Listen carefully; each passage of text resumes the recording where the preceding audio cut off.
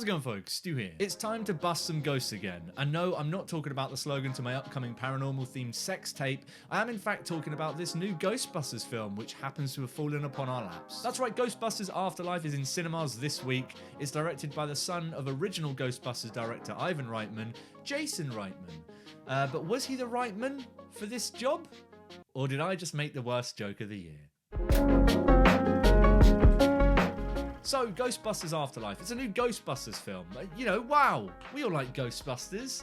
This is some fun stuff. I feel like I should preface this review by saying that I'm a big fan of the original Ghostbusters, but I wouldn't consider myself like a diehard fan like I know a lot of people do. A lot of people adore the OG Ghostbusters. I've seen it a bunch. When I first saw it when I was little, absolutely shit me up. That scene with Sigourney Weaver in the chair and the doors lit up. No, thank you. I saw that way too young. But all that to say that I wasn't hugely excited for Ghostbusters Afterlife, like I suppose a lot of diehard fans might be. And after watching the film, it's kind of pretty much everything I expected from a Ghostbusters reboot in 2021. And I think that's kind of a positive and a negative of the film overall, because ultimately Ghostbusters Afterlife feels like a kind of clashing of two different films here. On the one hand, you've got all of the inevitable nostalgia, you like this, didn't you, when it was out originally, so you're gonna like this again stuff. But on the other hand, you have got this sort of charming heart to it that comes with these new characters and these new actors in the world going through their own sort of adventure run. And the film is more or less a sort of tug and pull between those things. It's trying to reboot this for a new audience, for a new generation, but it's also trying to appeal to those sort of diehard Ghostbusters fans from the original in that sort of Force Awakens-y way, which I feel like is becoming the kind of Exhibit A in how to, I think, successfully pull off a reboot and a sequel. But I don't think Afterlife really does that as effectively as I think it needs to be able to pull off what it's going for here. As I said, it's directed by Jason Reitman. I really like him as a director. I think he's done some great films in the past. So I was kind of excited to see what he might do with this. There's also the angle that he is the son of Ivan Reitman, who directed the original Ghostbusters, which I think does on one hand add this undeniably kind of sweet, like, passing of the mantle down the generations of an actual family. I think that's a approach, but I also think feels like a really strange sort of almost weaponized nepotism in the marketing of this one in particular. It's definitely what they're leaning on. Like, he couldn't possibly do a bad job because he's the son of the guy that did the original thing you love. But that being said, I do like what Reitman brings to this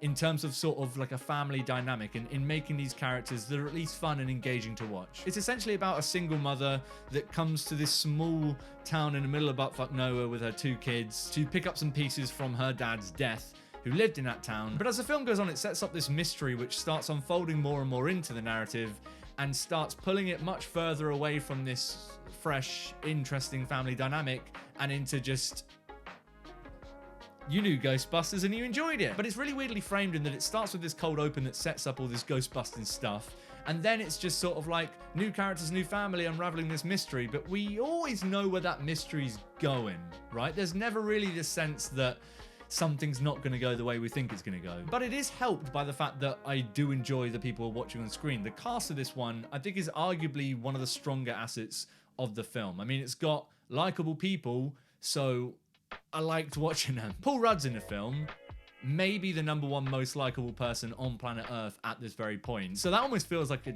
get out of jail free card. It's like I'm almost angry that the film used that one, but I can't be because it's Paul Rudd. I can't help but feel like he was somewhat underutilized because it's Paul Rudd, but he's there doing what you expect him to do, and he was enjoyable. Carrie Coon's in the film as well.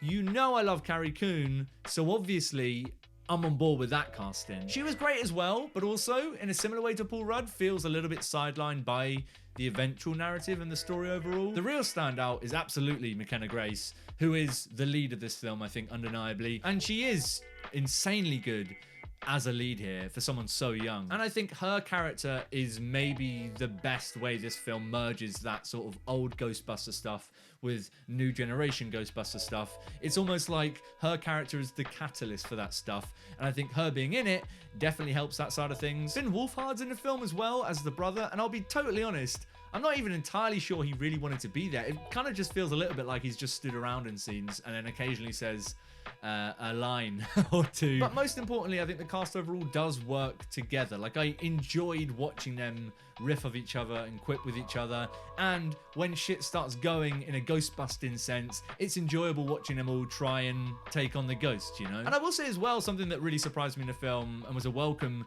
addition to the film is the way the ghosts and the action is presented in the film. It does have this very classic feel to it. I do feel a little bit like, practical effects for in the film can sometimes feel a little bit like a crutch at this point in reviews. But this film does do a really cool and effective job of merging some practical ghost stuff, which is really, really awesome when you notice it in the film, with the more CGI spectacle stuff that we're coming to expect from anything released in 2021 at this point. And in all of those sort of ghost-busting action spectacle bits that progressively ramp up through the film, I found a certain sense of this self-awareness, this willingness to accept that everything that's going on in this film is completely absurd and is totally bonkers. And I like that tone, and I think that's something that Jason Reitman definitely does get right here. But it did still underwhelm me and frustrate me too much in the end. I think this film would have absolutely benefited just from a little bit more restraint when it comes to those sort of nostalgia member berries that basically entirely make up this film's climax. But it also feels like if you took all of that stuff out,